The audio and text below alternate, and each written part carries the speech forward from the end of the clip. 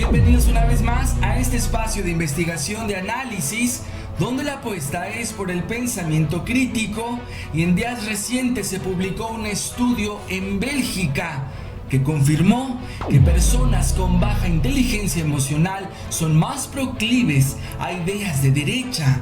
Una obviedad que nos ha puesto en manos de psicópatas que han llevado a México al despeñadero, mismos que se suman al sabotaje de rescatar al país de sanguinarios saqueadores que se han servido con la cuchara grande. Indignante lo que reveló en estos días MX, que Calderón, García Luna, Rosario Robles y otros corruptazos se embolsaron, aparte de todo, al menos 50 millones por un seguro de separación individualizado, que por cierto, ya desapareció la 4T. La historia criminal de Calderón cumple a cabalidad con el trastorno antisocial de la personalidad que padece, cuyos síntomas explican el egocentrismo, cinismo, falta de empatía y remordimiento ante las millones de víctimas de su corrupción, entreguismo y genocidio. Apostando al México desmemoriado, la élite lo trae de vuelta para rematar lo que inició en 2006.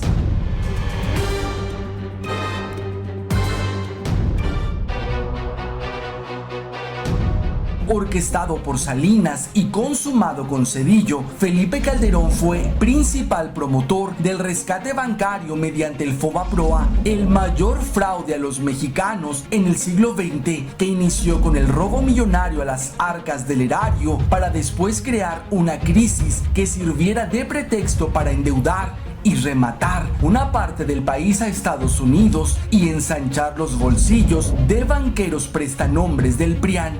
El atraco inició hace más de 20 años con 521 mil millones de pesos y aún debemos más de 900 mil millones. Los contratos leoninos en la CFE que ha denunciado el presidente López Obrador fueron gestionados desde que Calderón estaba al frente de la Secretaría de Energía en el gobierno de Fox. Detrás del fraude electoral en 2006 estuvieron muchos intereses, entre ellos transnacionales beneficiadas con la privatización energética, empezando por la electricidad. De ahí la feroz campaña mediática para extinguir luz y fuerza del centro, dejando a 40,000 trabajadores desempleados. Pero Calderón prometió entregarlo todo. A finales de 2006 firmó con Estados Unidos la venta del país. El proyecto México 2030 daba instrucciones precisas para crear una guerra donde se empoderara a los criminales mientras se privatizaban los sectores estratégicos y los bienes de la nación. Los más de 120,000 muertos de Felipe Calderón no fueron causa de un acto desesperado por legitimarse. Fue una acción concertada para iniciar la entrega del país y dar un duro mensaje a cualquiera que se opusiera. El Plan México 2030 siguió en marcha con Peña.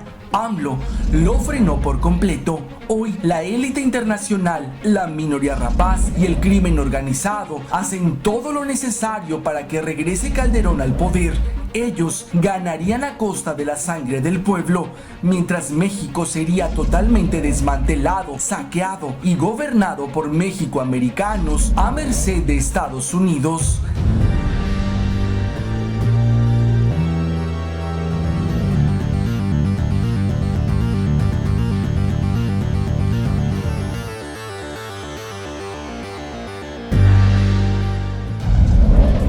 El 25 de julio de 2012, cuando Felipe Calderón hizo evidentes sus intenciones y las de su esposa para que ella fuera candidata del PAN a la presidencia de la República en 2018.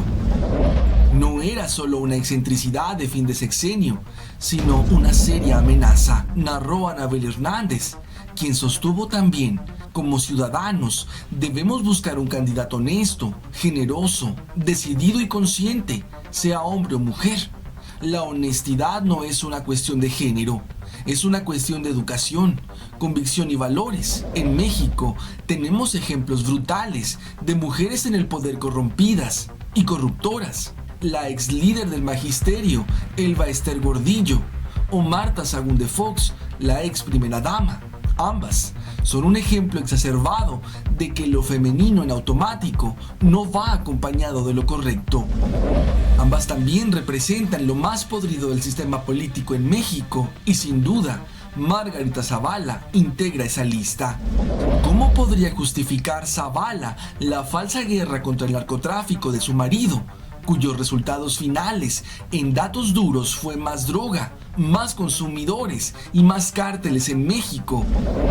¿Cómo podrá acercarse a las familias de los más de 25,000 desaparecidos a quienes el gobierno de Calderón ignoró? ¿Cómo pedirá el voto de madres como las de la guardería ABC de Hermosillo, Sonora, quienes en 2009 perdieron a sus hijos? Margarita fue comparsa, apoyó abiertamente o con su silencio las infamias y corruptelas cometidas durante el gobierno de su marido. Como legisladora, nunca se pronunció enérgicamente a favor de las víctimas inocentes de la guerra entre cárteles en las que el gobierno de Calderón formó parte protegiendo al cártel de Sinaloa. Margarita Zavala tiene un grave problema. Se llama Felipe Calderón. ¿Qué hará con su marido? ¿Dónde pondrá Felipe mientras juega a los votos y las urnas?, cuestionó San Juana Martínez en Sin embargo. Calderón significa un lastre muy pesado de cargar.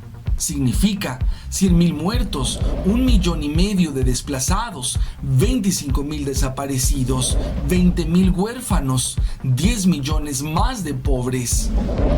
Significa crímenes de guerra, 1,000% de tortura cometida por las fuerzas de seguridad, la muerte en condiciones extrañas de los secretarios de Estado Juan Camilo Mourinho y Francisco Black Mora. Significa el desastroso decreto de extinción de Luz y Fuerza del Centro, el crimen de Villas de Salvácar de 17 jóvenes que acusó de ser pandilleros. Significa la corrupción de la Estela de Luz, la suspensión irregular de Mexicana de Aviación, 72 migrantes ejecutados en San Fernando, Tamaulipas.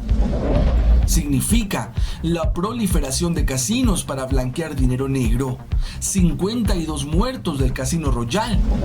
Significa también la reelección de los líderes sindicales empedernidos, Elba Ester Gordillo y Carlos Romero de Champs. En fin, Felipe Calderón es la viva representación de la descomposición del sistema político mexicano. Durante el sexenio de Calderón se conocieron niveles insospechados de barbarie.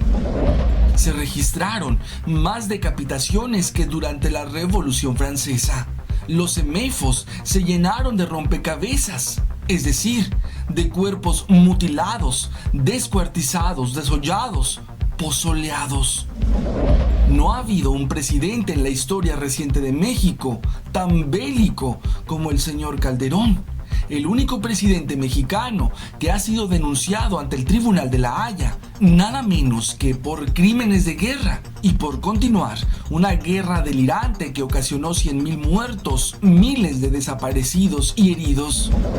Su gestión dejó una estela de dolor que aún perdura y que se manifiesta en los rostros de esas miles de madres que siguen buscando a sus hijos desaparecidos. Las secuelas de su sexenio son miles y miles de familias enlutadas por la pérdida de sus seres queridos al dejar un país ensangrentado, fragmentado, fracturado. Felipe Calderón es el responsable del incremento de la drogadicción en México. La droga, que normalmente pasaba por territorio mexicano, durante su mandato se empezó a quedar y así creció vertiginosamente el narcomenudeo. Gracias a su nefasto sexenio, el tejido social de México se quedó dañado de manera irreversible. No son suficientes motivos para sentirnos asqueados de todo lo que huela a Felipe Calderón.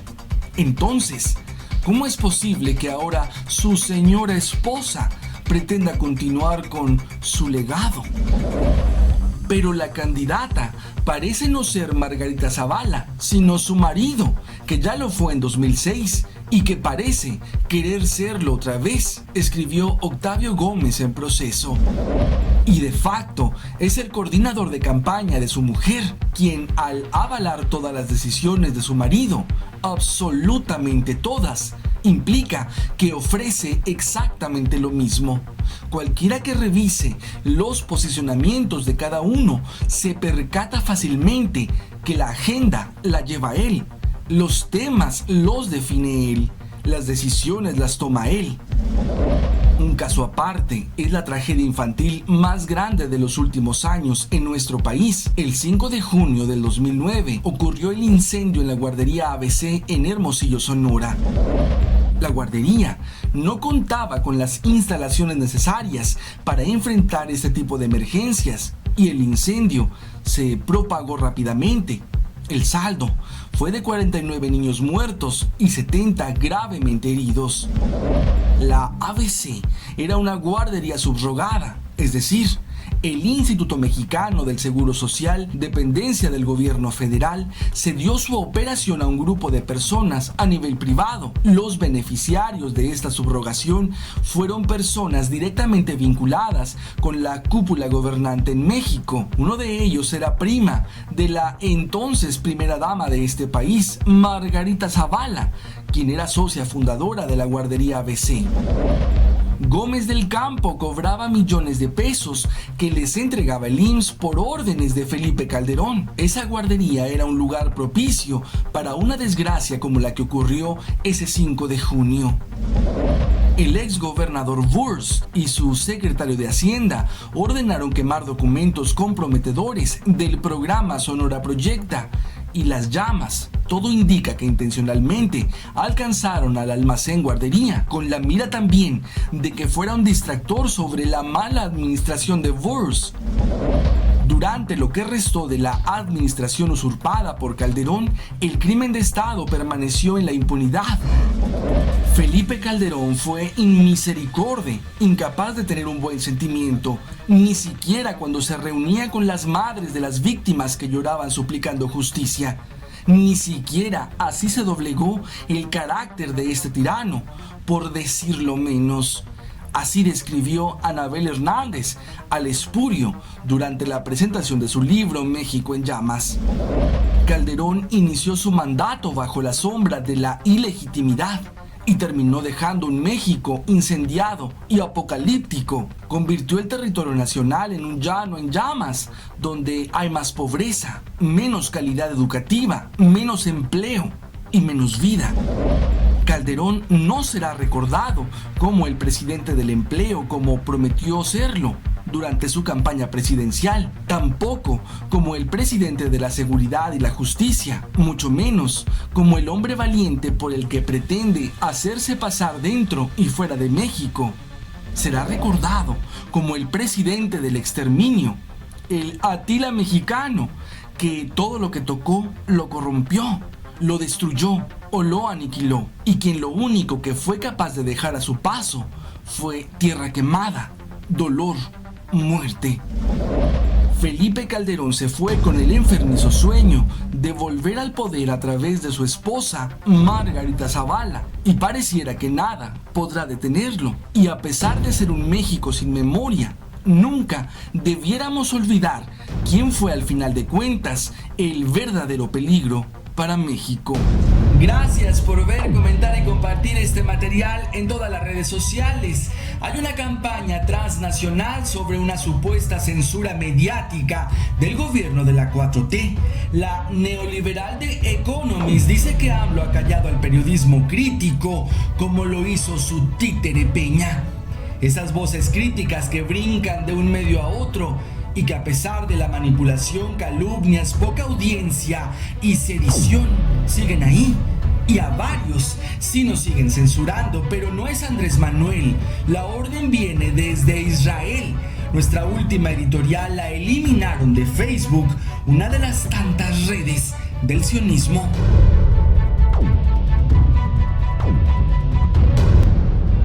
Y hablando de la censura, en YouTube nos comentan: Hugo, no me llegan tus notificaciones, 10,000 vistas con más de 200,000 suscriptores en 10 días. Definitivamente te están bloqueando. Nos dicen lo de García Luna está relacionado a que las agencias de inteligencia lo trataron de joder. Trump quiere que García Luna embarre a los demócratas con los que ha trabajado de la mano. Y en Facebook, ánimo Hugo, no al silencio, aunque tumben tus videos los malditos. Andan con todo, gente a favor del neoliberalismo queriendo callar las voces que dan a conocer la verdad. Muchísimas gracias. Y lejos de la estridencia manipuladora pagada por los patrones de los calumnistas al servicio del gran capital, está la lucidez de las benditas redes. Y para muestra este hilo, pésimo inicio de año para la derecha, su intento de desviar la atención sobre García Luna con el affair Bartlett se fue al carajo. El caso es una estupidez. Mequetrefes como Belauzarán y León Krause querían equiparar una serie de conjeturas de Loret con una acusación formal de Estados Unidos contra el narcopolicía de Calderón. Para estas fechas, con su abrumadora fuerza mediática, el poder económico ya pensaba haber convencido a la población de levantarse contra Andrés Manuel y solo han tragado camote. En 1993, Salinas acordó con el establishment de Estados Unidos la entrega total de Pemex. Para lograrlo, formó al PRIAN, compró al PRD y enriqueció a narcoempresarios que hoy se revelan a AMLO. La 4T echó abajo el plan de Salinas, prometió al gran capital la entrega de Pemex, impuso a Fox, Calderón y Peña para lograrlo, remató al Estado y se asoció con narcoempresarios, exdueños del país que se resisten a perder lo robado. Públicamente cierran filas para derrocar al presidente. Sin un gerente entreguista, ya no habrá foba proa con la pandemia inducida. Presionado por transnacionales, Salinas ordenó a su prestanombres de Azteca desafiar a AMLO. Recularon ante la indignación del pueblo que por décadas fue su esclavo. Para impulsar el entreguismo neoliberal, nació el PRIAN al avalar el jefe Diego el fraude de Salinas, quien también pactó con la izquierda. En el 88, Cárdenas en reunión secreta selló la traición que se consumaría en 2006, cuando el fundador del PRD avaló el fraude de Calderón ante la Embajada de Estados Unidos previo al Plan México 2030, la guerra de los Clinton contra México para la venta total del país. El plan sigue vigente, pero a través de sus gobernadores prianistas, el amigo independiente y el nuevo narcosocio Alfaro.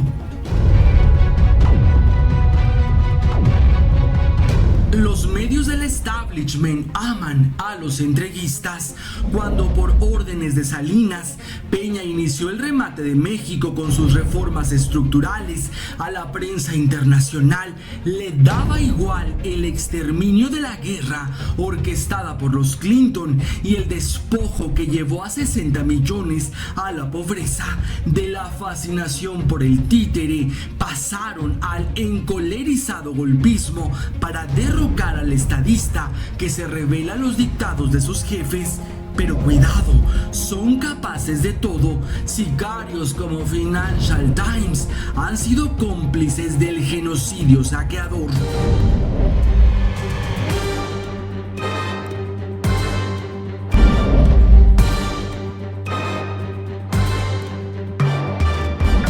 En el portal Rebelión, Pedro Echeverría escribió: en México el 95% de los medios de información son de derecha y ellos han formado la ideología. Aunque hayan votado más de 30 millones por Andrés Manuel, la mayoría de ellos tienen una formación capitalista y neoliberal. Y pregunto, en caso de un golpe de Estado contra López Obrador, ¿saldrá el pueblo a las calles para reinstalarlo, como sucedió con Chávez en 2002? y probablemente con Evo, entonces hablemos del golpismo, el mediático y el militar. En ambos está la mano de Salinas de Gortari.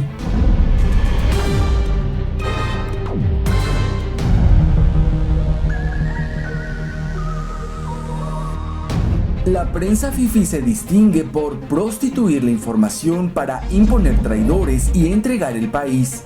Para lograrlo, usa y desecha a políticos corruptos para enriquecer a los buitres empresariales. Manipula y polariza buscando desestabilizar al país. Quieren a toda costa preservar el statu quo del poder económico que millonariamente los beneficia.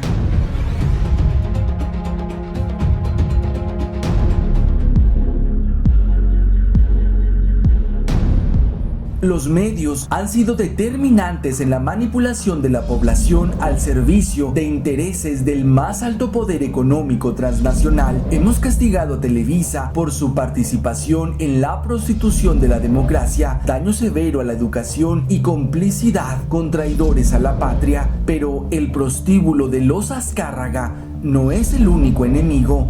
De Fox a Peña hemos pagado cerca de 120.000 millones de pesos a un sinfín de medios y sicarios de la comunicación por su contribución al despeñadero de la nación. Azteca, Fórmula, SDP o Reforma, entre otros, han sido fundamentales para consumar fraudes electorales de títeres políticos al servicio de empresarios nacionales e internacionales, burdeles mediáticos que venden caro su libertad de expresión a las élites tan voraces como sus sicarios de la información, muy bien remunerados por su traición a la nación, insaciables, también cobran fortunas del erario. Y no solo los consorcios, hemos pagado millones por Loret, Ciro, Merkel y otros tantos textos servidores. En 2018 perdieron, ya no estamos cautivos en su tergiversación neoliberal. AMLO, su movimiento y millones de ciudadanos logramos la primera victoria.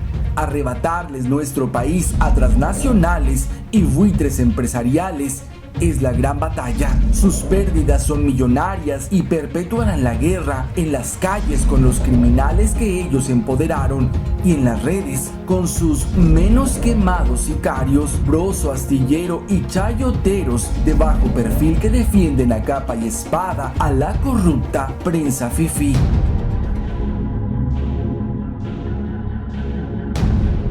Un alto porcentaje de personajes políticos están al servicio del poder económico, el verdadero, dantesco y muy peligroso contrapeso a la cuarta transformación.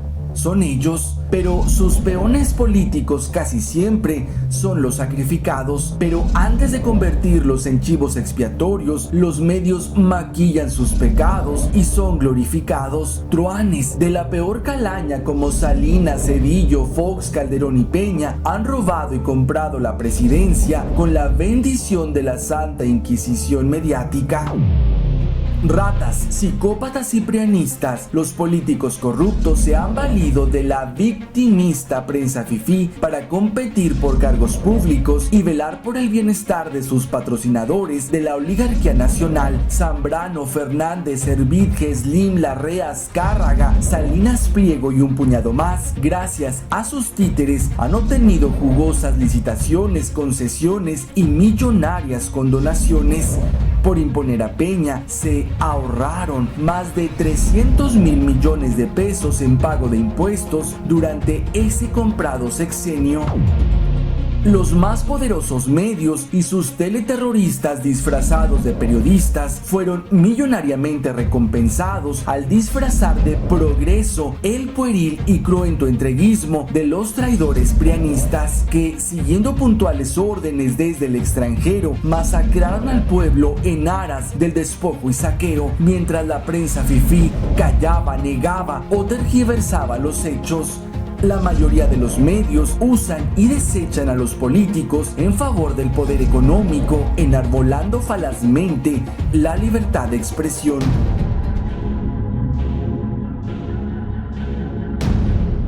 se han empeñado en hacer creer que no hay contrapesos que hagan frente al poder del presidente. La oposición política está diluida, desacreditada y cargando a cuestas corrupción, pobreza y muerte. Pero ellos no son los únicos responsables, fueron autores materiales de la sangrienta tragedia neoliberal, pero detrás de ellos están los autores intelectuales, buitres empresariales que asusan a la disoluta prensa fifí para golpear, polarizar y aguardar. Quieren de vuelta todos sus privilegios. Sin dar la cara, hoy el poder económico es el más férreo contrapeso. Acostumbrados a mover los hilos del país, utilizan a sus lacayos en la prensa fifí para manipular, tratar de imponer agenda y desestabilizar al país. Tergiversan los índices de la violencia que ellos auspiciaron, especulan contra la política económica que ya no les favorece, descalifican al gabinete que ya no sirve a sus intereses y acusan de autoritario al presidente que por primera vez los desafía y les hace frente. Pululan mercenarios al servicio de empresarios, desde los más deleznables como Krause, Alemán o Iriart, hasta los más fascistas y clasistas como Ramos, Pardinas o Ladresser, sin perder de vista a los imparciales de intachable reputación que jamás cuestionan al poder económico y su criminal obsesión por el petróleo, agua y tierra, menos si reciben cheques en dólares de medios terroristas como CNN. No les interesa la libertad de prensa, quieren preservar el statu quo y su jugosa recompensa.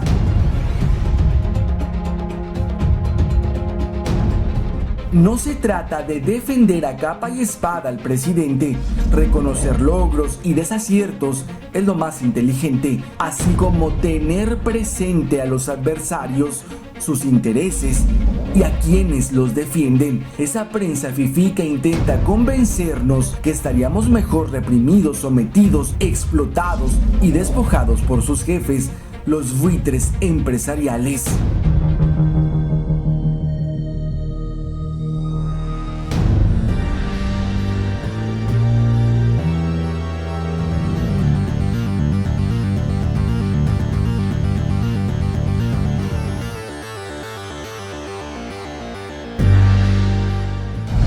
Si bien la venta ilegal de estupefacientes no es el problema de fondo, sí ha servido para violentamente controlar masas, utilizar estrellas mediáticas que enajenan a grandes mayorías y favorece un negocio multimillonario que, comandado por los reyes de la coca, políticos, empresarios y figuras del espectáculo, amasan grandes fortunas al amparo de la ilegalidad, corrupta complicidad e innumerables asesinatos, ya sea por severos daños a la salud, chivos expiatorios o ajuste de cuentas.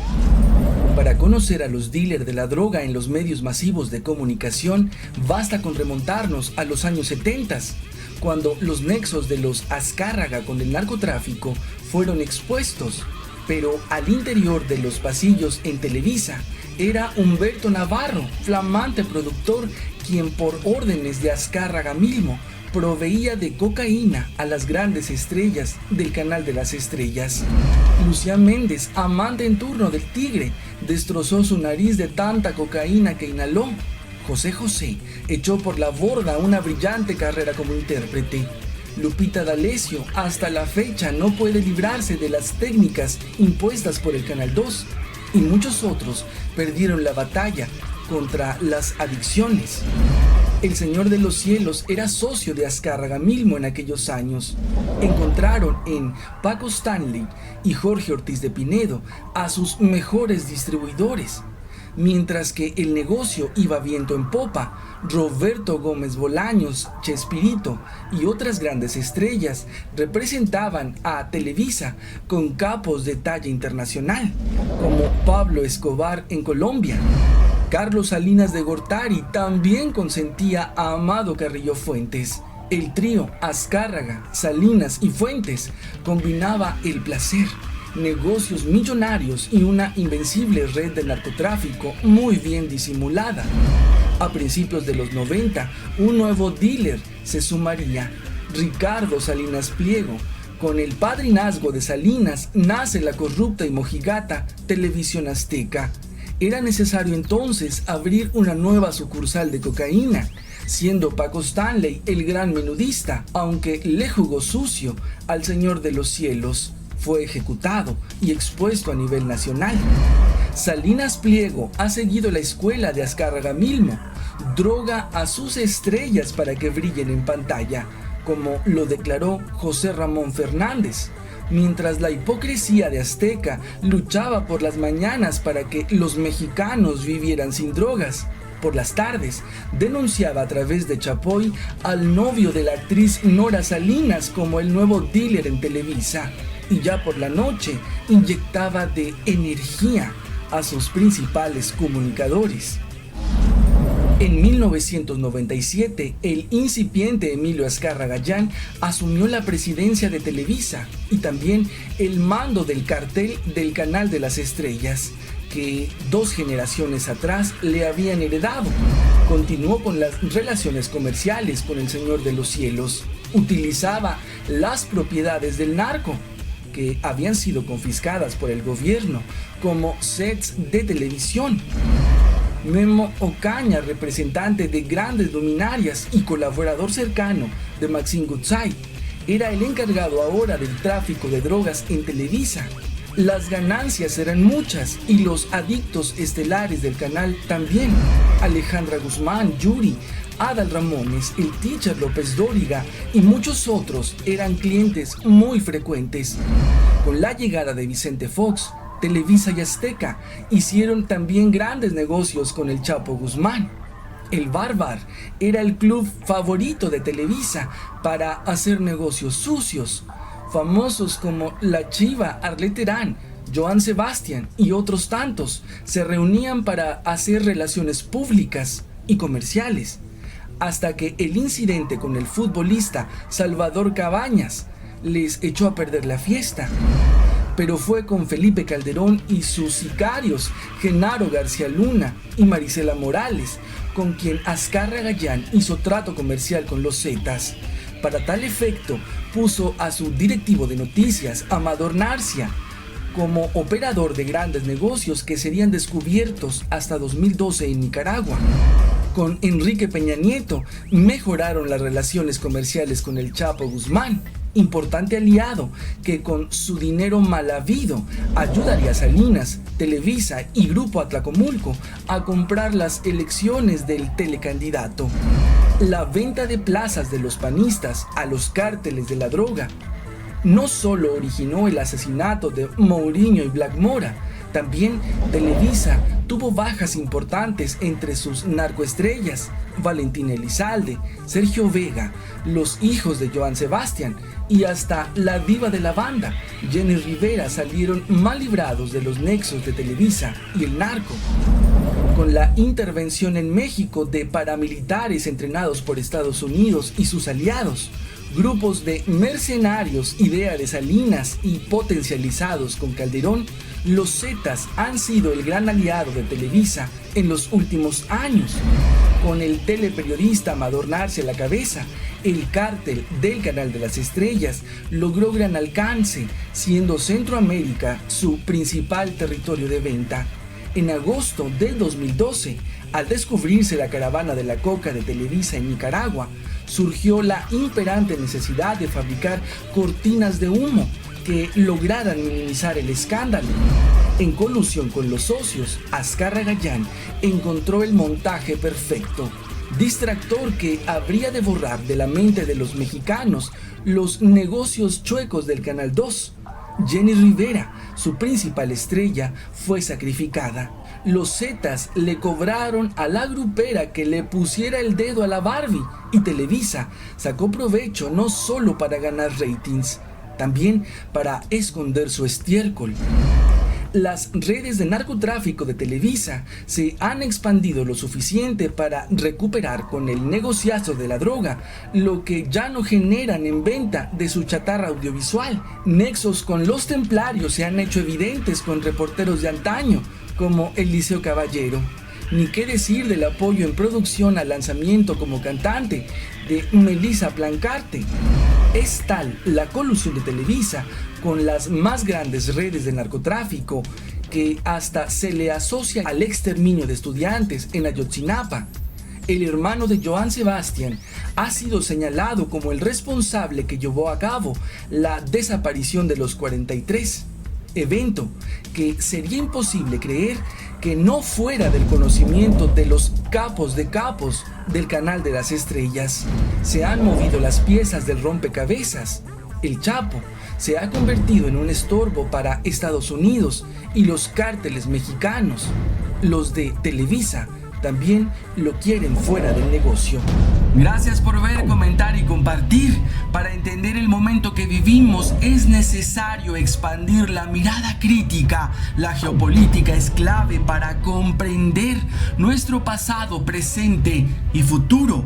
Lo que viene promete ser un profundo cambio global del que seguramente saldremos afectados, pero tendremos oportunidad de mejorar gracias al esfuerzo titánico del estadista que ama a su pueblo por el que votamos. Somos afortunados de no estar gobernados por los entreguistas del PRIAN. Los países sometidos al sistema dominante y sus reglas difícilmente sobrevivirán.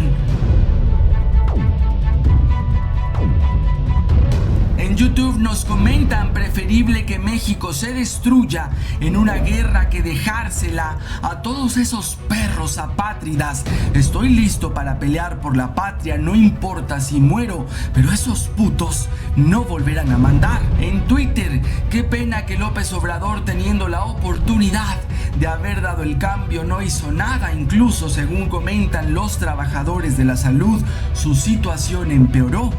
En Facebook: contenido ok, pero tu tono y producción es igualita a la de Difícil de Creer, viejo programa de TV Azteca que nunca vi completo porque ese estilo de ficción e información me desespera. Y este hilo sobre el periodismo de Aristegui, que es más dañino que el de Azteca o Televisa, porque ella está completamente al servicio de los intereses de sus patrones del Deep State. Carmen Aristegui y sus mesas de analistas sesgados ya tampoco son una opción confiable para creer que escucharla significa estar informado. Aristegui y sus pseudoanalistas, por hipócritas, son más dañinos que TV Azteca o Televisa. La gente se confía creyendo que se está informando con ella y no es verdad. Habría pluralidad en los medios si la mitad del tiempo aire escucháramos a voces de izquierda. Hoy todo el espectro corresponde a defensores de los intereses de unos cuantos. Los autodenominados perseguidos críticos de López son los afectados por el fin del despilfarro publicitario, con intereses mayores a la prostitución de sus plumas. A uno de ellos lo disfrazaron de independiente para atacar objetivos difíciles de vencer. En noviembre de 2003, Salinas de Gortari le adelantó 68 millones de pesos a Humada y a Rosario Robles por los videoescándalos contra AMLO. Declinó transmitirlos en Azteca por bajo rating y eligió a Televisa. El de mayor impacto sería el de Bejarano, y el mismo Salinas seleccionó a Broso para el show televisivo. Malintencionado y traidor, Cuauhtémoc Cárdenas dijo sobre la trampa en Culiacán a AMLO: no creo que negociar con la delincuencia sea la solución. No hay sorpresas con el que pactó con Salinas en el 88 y quien consideró que ninguno de los candidatos del 18 eran un peligro para el país. Pero hay más. A través de Wikileaks supimos que el 7 de diciembre de 2006 fue a Estados Unidos a avalar el fraude de Calderón. Dijo incluso que sería mejor presidente que Fox, y también fue a ponerse a las órdenes para coadyuvar a frenar la oposición que significaría López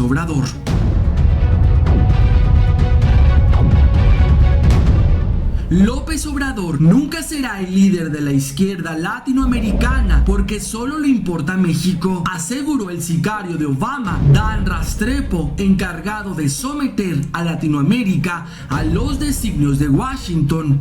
Y sí, efectivamente, AMLO puso fin al entreguismo. Jamás pactará la entrada de armas para masacrar al pueblo y potenciar a los narcotraficantes aliados como lo hizo Calderón, y menos permitirá que continúe el saqueo como lo hizo Peña Nieto, quien hasta fue felicitado por la Casa Blanca por la reforma energética que ellos le dictaron.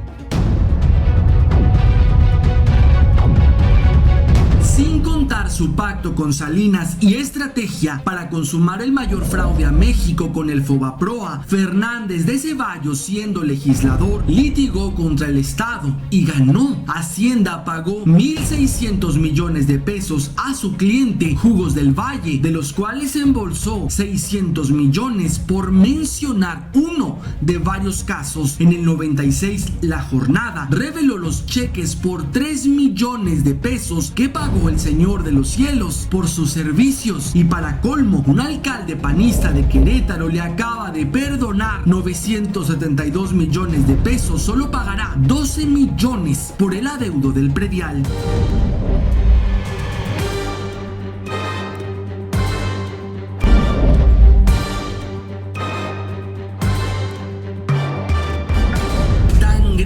Es el desafío a los dueños del gran capital que recurren a su repudiado títere Zedillo, entreguista, que sale de la sombra señalando a AMLO de populista por negarse a un nuevo Fobaproa, el genocida que previo al rescate de prestanombres banqueros se asoció con los Clinton para venderles zonas estratégicas de México y diseñaran la guerra disfrazada de combate al narco, criminal alianza que nos costó más de $1.000 millones en intereses y que a través del Banjico aún le pagamos al buitre más de $1 millón al año por pensión vitalicia.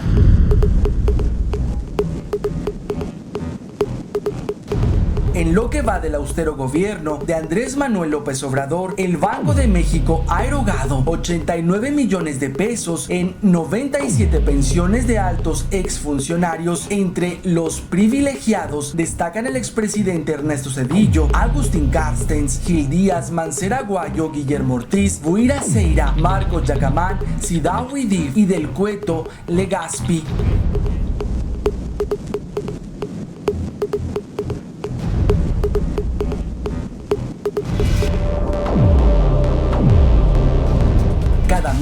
El Banco de México destina 14.854.315 pesos para sufragar las pensiones de esos 97 exfuncionarios. De estos, 78 ganan más que López Obrador. Sus pensiones superan los 108,000 pesos que el presidente impuso como monto máximo para sueldos en el servicio público, e incluso en un caso asciende a casi 300,000 pesos.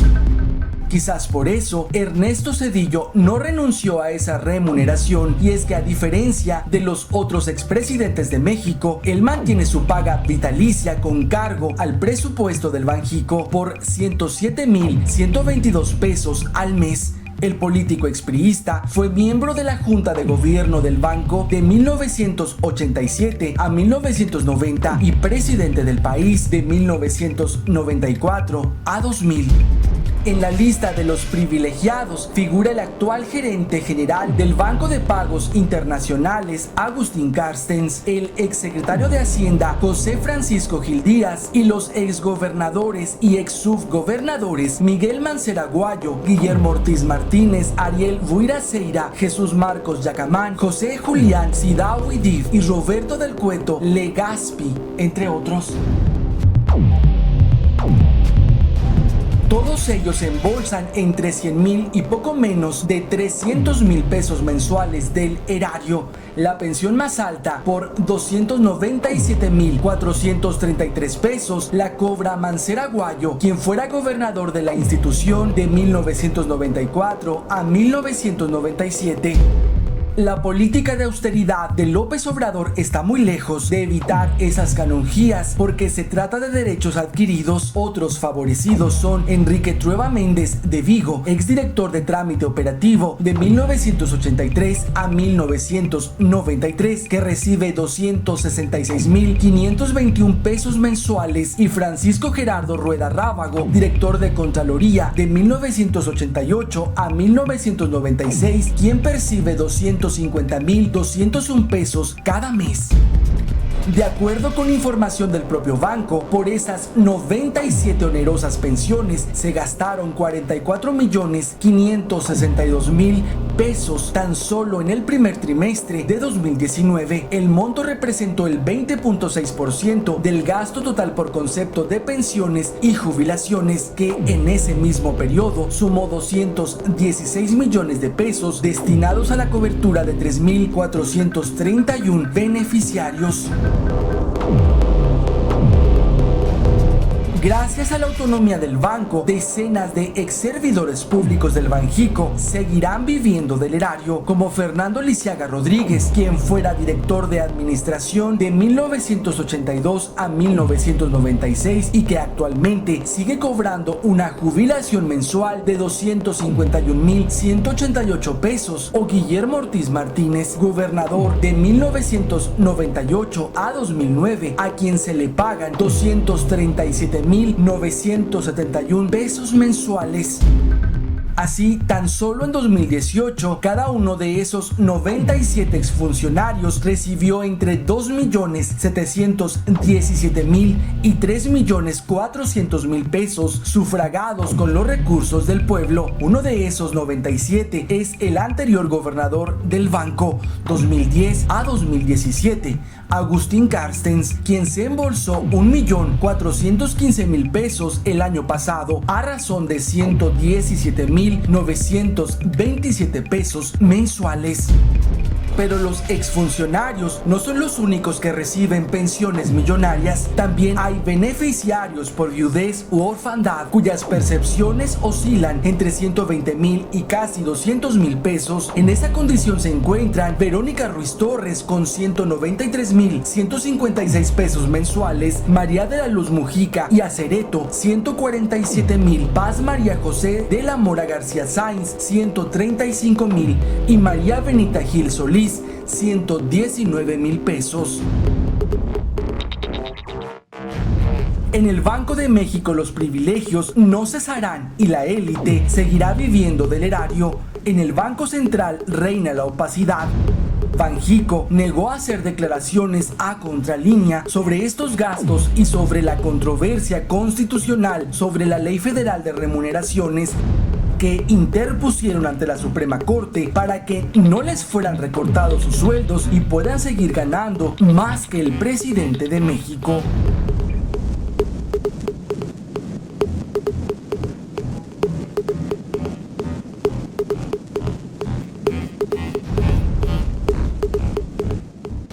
Es profundamente esperanzador el gobierno de AMLO, un hombre de absoluta honestidad y valentía que no cede ni un ápice en su férreo compromiso con el México más agraviado por el criminal neoliberalismo. Contundente, le ha puesto límite al poder económico, frenado el entreguismo y enfrentado a criminales comunes y de cuello blanco. Pero es aterrador lo que son capaces de hacer los poderosos parásitos, sus sicarios y aparato mediático con tal de volver a robar lo que Andrés Manuel le está devolviendo al pueblo.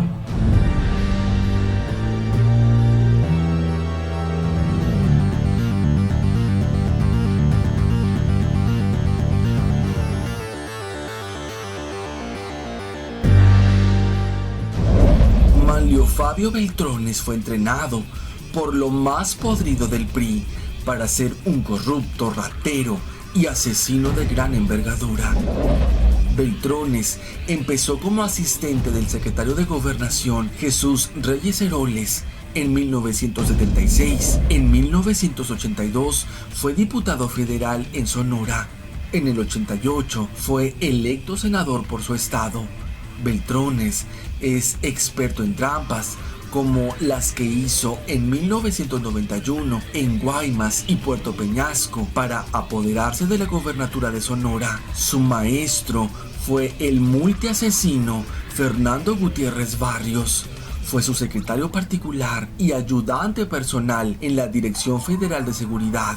Uno de los métodos predilectos de Gutiérrez Barrios era trabajar con casas de seguridad secretas. Al infortunado que llevaban ahí, no podía salir vivo.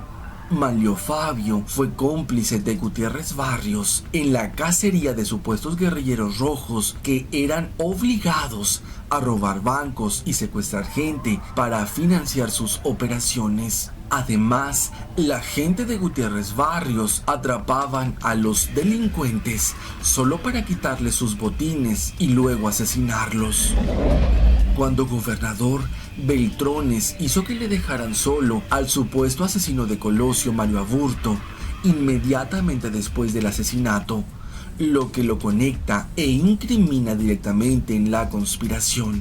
Aburto declaró que Beltrones y su jefe de seguridad lo sacaron esposado de la delegación de la PGR, lo envolvieron en un colchón y lo llevaron a la playa para torturarlo durante 2 horas. Beltrones intentó, mediante tortura, que Aburto no revelara la conspiración dentro de los grupos priistas para asesinar al candidato de Salinas. Beltrones también es un hombre muy rico gracias a los saqueos millonarios en Sonora. Tiene una gran cantidad de propiedades hipotecarias de origen irregular, que las tiene con prestanombres y socios ampliamente reconocidos como ampones. Hicieron pingues negocios de bienes raíces en Puerto Peñasco, San Carlos y Hermosillo cuando fue gobernador. En contraste, Beltrones aumentó de un 16 a un 32% la pobreza en Sonora. Aumentó también la deuda del Estado de 498 millones de pesos a cerca de 2.000 millones de pesos. Su gestión estuvo marcada por una fuerte represión y autoritarismo absolutista, nulo apoyo al sector agropecuario, aumento importante de la inseguridad y, lo más grave, convirtió a Sonora en el paraíso de los narcotraficantes. Manlio Fabio Beltrones también es pieza clave de los multimillonarios negocios de los Salinas de Gortari con el narcotráfico. En 1997, The New York Times reveló los nexos de Beltrones y los Salinas de Gortari con el narcotráfico. En el reportaje titulado "Lazos con la droga manchan a 2 gobernadores mexicanos", denunciaban que Beltrones creó un refugio para contrabandistas de drogas hacia Estados Unidos.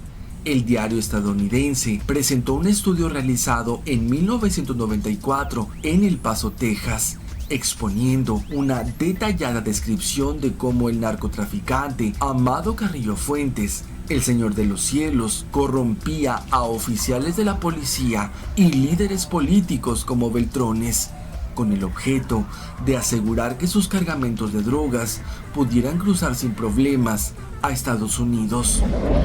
Manlio Fabio Beltrones Rivera asistió a reuniones donde capos de la droga pagaban a políticos de alto nivel por protección de sus operaciones.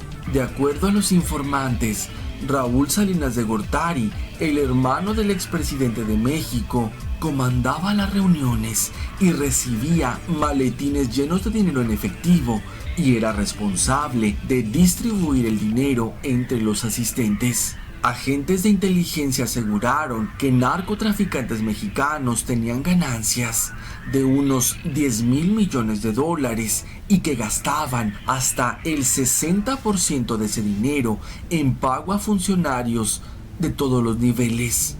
Beltrones desarrolló la ruta Sonoita-El Sázabe para introducir droga a Estados Unidos.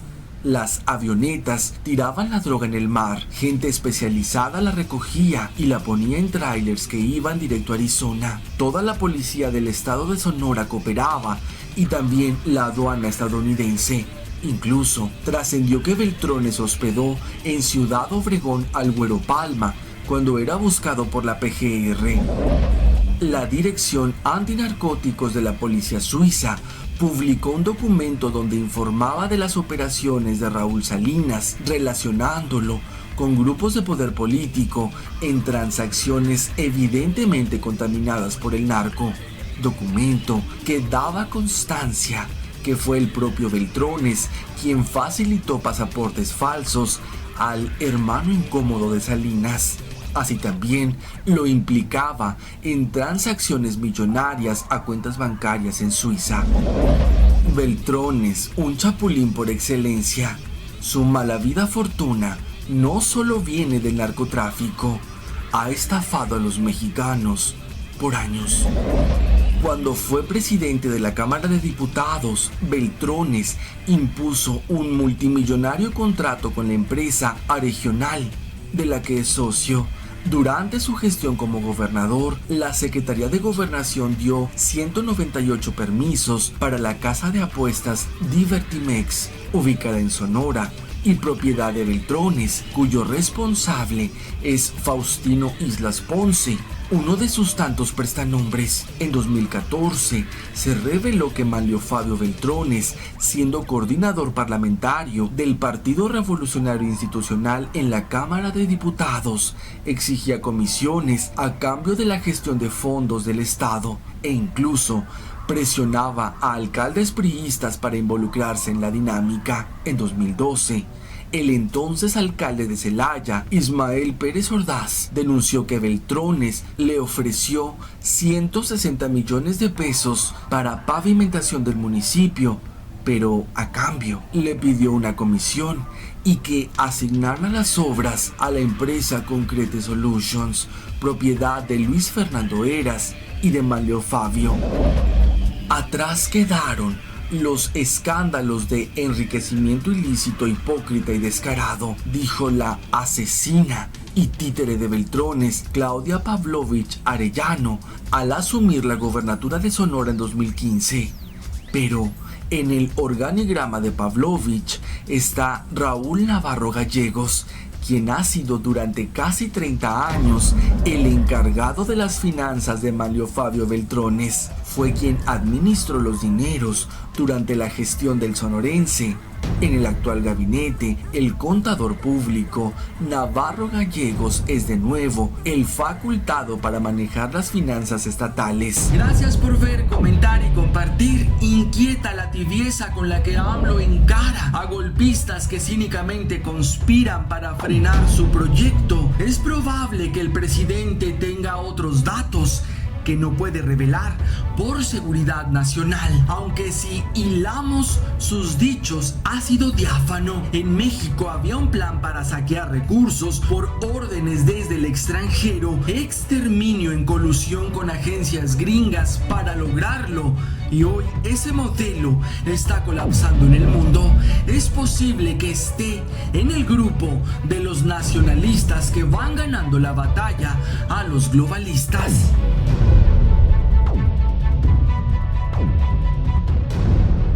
En YouTube nos comentan: te felicito, sé que no es fácil reunir tantos datos comprobables como en los que te basas para exponer esta realidad histórica, la cual deben conocer todos los mexicanos. En Twitter, aunque les duele el hígado, AMLO es patriota, se está enfrentando contra las élites Illuminatis. Hugo, yo y millones de mexicanos estamos del lado correcto de la historia. La DEA y la CIA son cárteles oficiales de Estados Unidos, son los que introducen y distribuyen en ese país, nunca permiten competencia, son ejecutados los que se atreven sobre los pobres. Empresarios ricos que asusan a sus títeres mediáticos y políticos como al guachicolero Lozano para exigir al gobierno que los salve. La verdad es que si los ricos se vuelven pobres, no va a incrementar mucho la cantidad de pobres. Son como 10 familias y los miles de empleos que se perderían de todas formas no sacarían a la gente de pobre. Cuando nos pronunciamos en las urnas en contra del neoliberalismo, fue para que el gobierno atendiera a la mayoría de los ciudadanos y que la mayoría económica dejara de mandar. En esta transformación manda el pueblo y no me gusta el modito en que exigen que avalemos sus deudas. Y el cartón de Helguera sobre el entreguista Cedillo y su fobaproa. ¿Cómo que acabó la era neoliberal? Yo decreté que durara por generaciones. Y sí, tal vez colapse el neoliberalismo, incluso el genocida modelo económico global que predomina, pero los 3 billones de deuda y lo que nos falta del mega fraude con Salinas lo tendremos que seguir pagando sí o sí. Nos vemos, todas las fuentes en la descripción del video.